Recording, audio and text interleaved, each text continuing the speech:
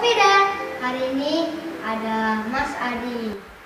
Nah, ini yang bantu papaku kemarin, yang pas relawan itu yang bantu relawan. Nah, jadi mau cerita-cerita lagi guys, part 2. Nah, Mas Adi, Semeru erupsi lagi ya? Iya, jadi Semeru kemarin tanggal 4 Desember, tepatnya jam 15.30 sore, Semeru erupsi lagi agak besar dan menerjang desa-desa di bawahnya dengan guguran awan panas. Nah, selama Semeru erupsi, kita kaum komunitas relawan itu merasa terpanggil untuk mendonasikan bantuan dan tenaga ke sana. Kita relawan berangkat tanggal 7 Desembernya, jadi hari Selasa. Kita berangkat dari Sidoarjo ya, itu sekitar jam setengah 11 siang dan sampai sana kita sudah jam setengah 4 sore. Karena jam 4 proses evakuasi sudah selesai ditutup, kita nunggu sampai jam 6 pagi baru bisa berangkat ke ground zero lagi, tepatnya di desa Curakoboan. Tapi waktu sekitar jam 5 sore itu kita ada kabar dari beberapa relawan yang terakhir turun bahwa ditemukan ada bau dekat bau bangkai dekat sekolah. Nah, akhirnya tim dari BPBD dan relawan yang sudah turun diminta untuk naik lagi untuk periksa keadaan. Jadi kita naik itu jam 5 sore itu kita naik lagi menuju ke sekolah itu, kita sisir semuanya, apa ada bau bangkainya atau gimana itu, dan ternyata informasi yang kita dapat salah. Nah, kita bermalam sekitar jam 11 sampai jam 1 itu ternyata Semeru itu selalu mengeluarkan suara kayak orang masak air itu, jadi gluduk. Jadi kayak gluduknya tir gitu loh, gluduk muru. Nah, itu kita yang barusan datang itu kaget terus apa erupsi lagi apa. Nah, ternyata menurut informasi dari teman-teman yang sudah di sana itu hal yang biasa. Tiap jam 11 malam sampai jam 1 biasanya selalu terdengar bunyi muru. Nah, besoknya hari Rabu jam 6 pagi kita sudah mulai melakukan penyisiran dengan tetap berkoordinasi dengan tim dari BPBD dan Basarnas. Kebetulan yang tim saya yang turun ke Curakoboan, ke sungainya itu, kita menemukan mayat yang ada di dalam truk ya. Jadi mayat itu, truk itu sebetulnya terkubur pasir karena malamnya itu hujan. Jadi akhirnya tampak atapnya truk. Paginya kita gali, nah itu disitu ada korban. Waktu itu kita belum tahu itu laki apa perempuan, karena ya maaf itu kepalanya sudah nggak ada, jadi tinggal badannya aja.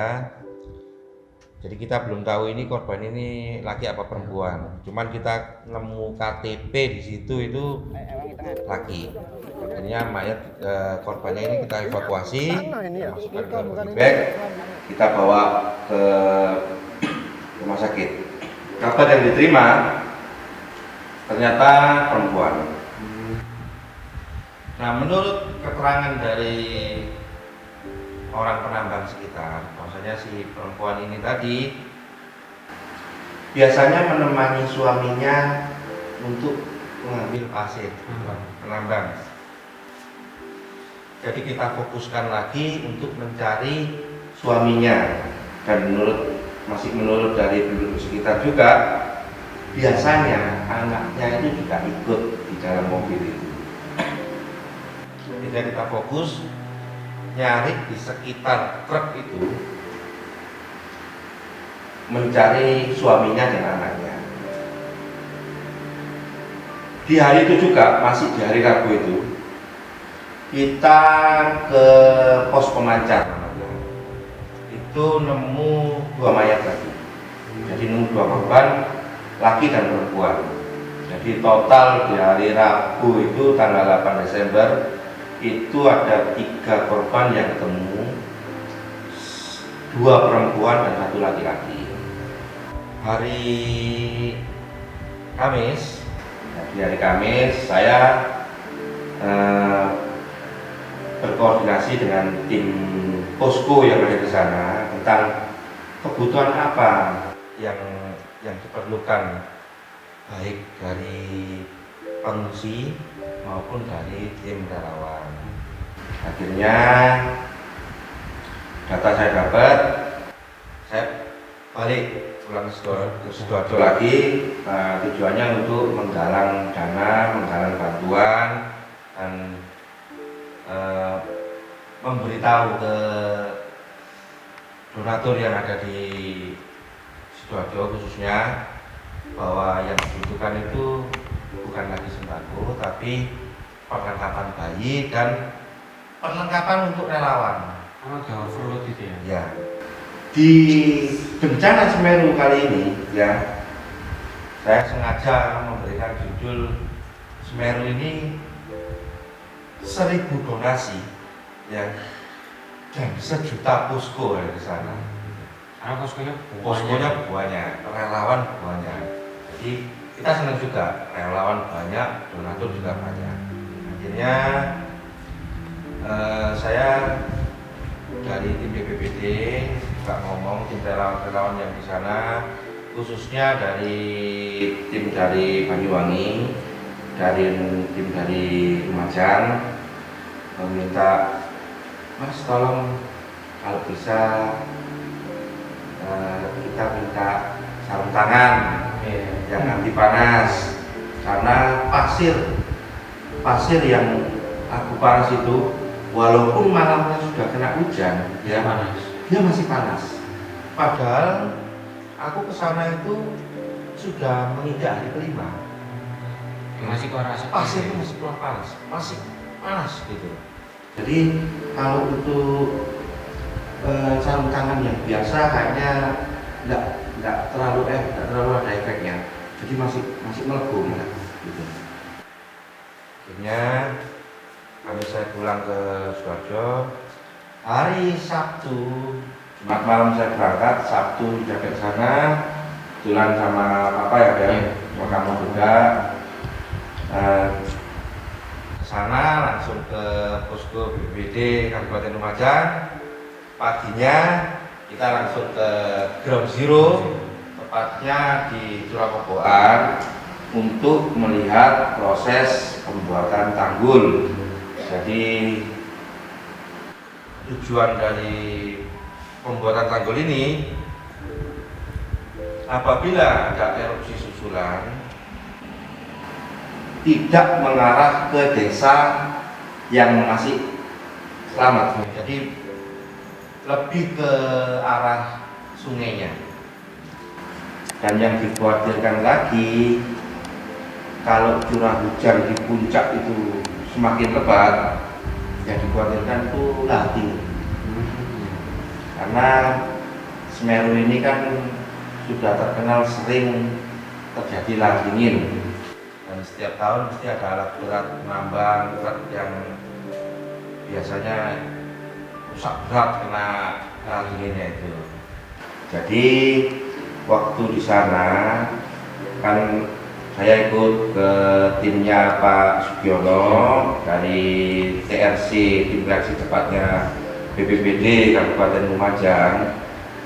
Kebetulan kemarin ada 2 seru. Jadi seru 1 itu fokus ke pencarian korban, dan seru 2 fokus ke perbaikan infrastruktur dan pembukaan akses jalan ke Ground Zero. Ya. Jadi keadaan di sana itu benar-benar luluh lantak gitu. Jadi jalan yang awalnya itu aspal ini sudah tertutup pasir, bahkan waktu hari keempat pada Selasa waktu saya ke sana itu masih sekaki Apanya? Abunya. abunya itu. Jadi sempat hujan juga, itu sempat hujan abu juga malam. Jadi kalau saya boleh ceritain ya ke kalian ya. Jadi relawan-relawan yang ada di sana itu ya, itu kalau saya bilang 50-50 ya. Dan relawan yang 50% benar-benar membantu, benar-benar relawan itu saya punya jempol. Ada relawan yang cuma sekedar foto-foto, ada relawan yang cuma sekedar iseng cuma ikut sana gitu, dan rata-rata banyak juga yang menimbulkan sampah gitu di sana gitu, baik dari donasi yang pakaian tidak layak pakai ya, terus ada yang kemarin berita sempat viral itu kan, ada bantuan yang sudah kadaluarsa itu kan. Jadi kita ya sebagai orang-orang yang terpanggil untuk membantu ini kan, paling tidak ya kita tidak melakukan itu ya deh. Setuju?